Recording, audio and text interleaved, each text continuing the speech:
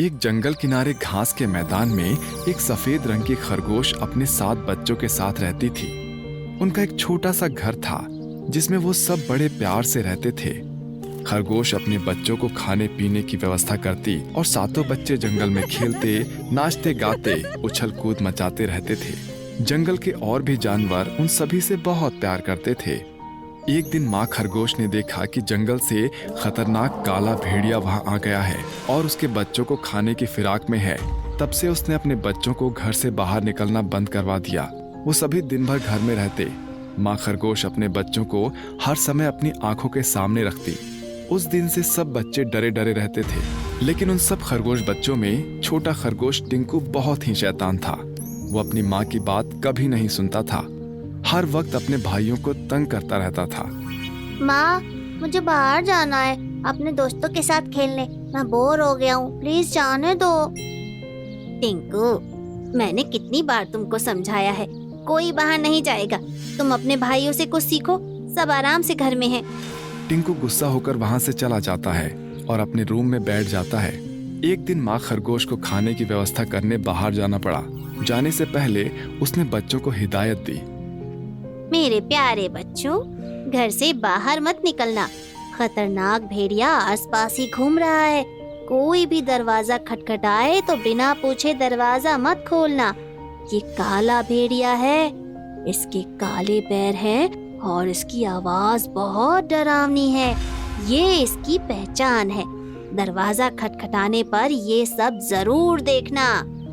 इतना कहकर माँ खरगोश चली गई। सातों बच्चों ने घर का दरवाजा अच्छी तरह बंद कर दिया और अपनी माँ के लौटने का इंतजार करने लगे। भेड़िया घर के आसपास ही था। उसने माँ खरगोश को घर से जाते हुए देख लिया और बच्चों को खाने के लिए उसके घर पहुंच गया, मगर घर का दरवाजा बंद था। उसने दरवाजा खटखटाया। एक बच्चा दरवाजा खोलने के लिए जाने लगा तो टिंकू को अपनी माँ की बात याद आई और उसने उसे रोक दिया। फिर अंदर से ही पूछा, कौन है? मैं तुम्हारी माँ हूँ मेरे प्यारे बच्चों। जल्दी से दरवाजा खोलो, वो भेड़िया मुझे मारना चाहता है। जल्दी गेट खोलो। टिंकू और बाकी खरगोश के बच्चे उसकी आवाज पहचान गए। फिर टिंकू भेड़िए से बोला, नहीं, तुम हमारी माँ नहीं हो। हमारी माँ की आवाज मीठी है और तुम्हारी आवाज तो बहुत डरावनी है। तुम काले भेड़िए हो, चले जाओ यहाँ से। भेड़िए ने कुछ सोचा और वहां से चला गया। फिर कुछ दूर बैठकर भेड़िया सोचने लगा, ये खरगोश के बच्चे तो बहुत ही तेज हैं। मेरी डरावनी आवाज से मुझे पहचान लिया। मैं कैसे अपनी आवाज को मीठी बनाऊं? तभी उसे मधुमक्खी का छत्ता दिखाई पड़ा। उसने सोचा, इस मीठी शहद को खाने से मेरी आवाज मीठी हो जाएगी। उसने झपट्टा मारकर मधुमक्खी के छत्ते को तोड़ दिया। मधुमक्खियां उसे काटने लगी। फिर भी किसी तरह उसने शहद खा लिया। शहद खाने से उसकी आवाज मीठी हो गई।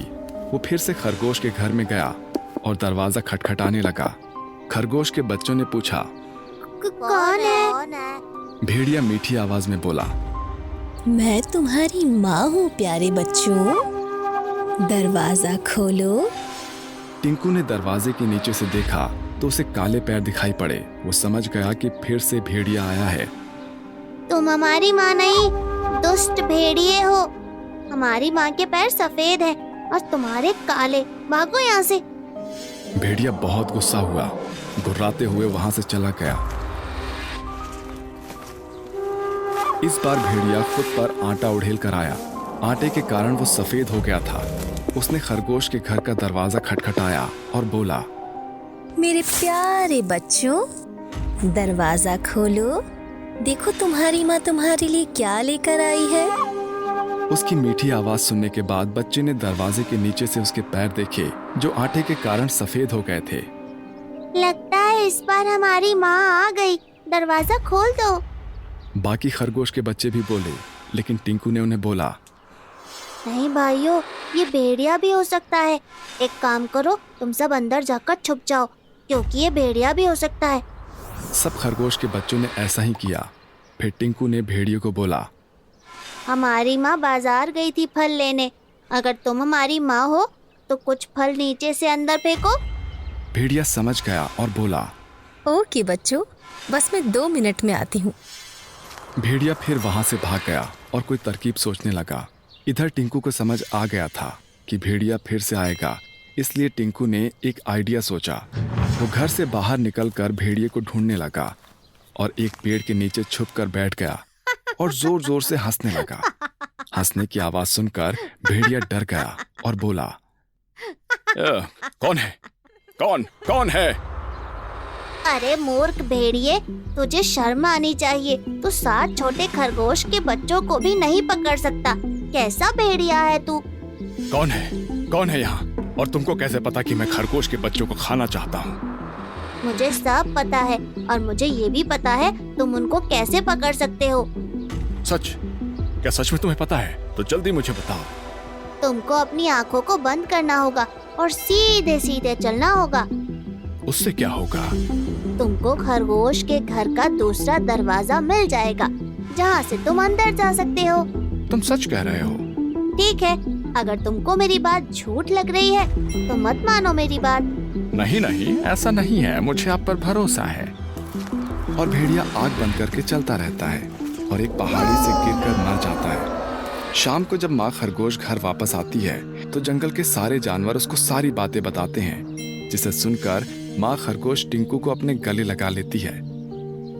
देखा दोस्तों, अपने बुरे काम का नतीजा भी बुरा ही होता है।